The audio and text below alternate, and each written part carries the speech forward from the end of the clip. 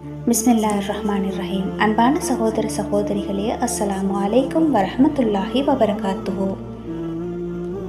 அல்லாஹுவின் தூதர் ஸல்லல்லாஹு அலைஹி வஸல்லம் அன்னவர்கள் கூறினார்கள், நோன்பு பாவங்களிலிருந்து காக்கும் கேடயமாகும்.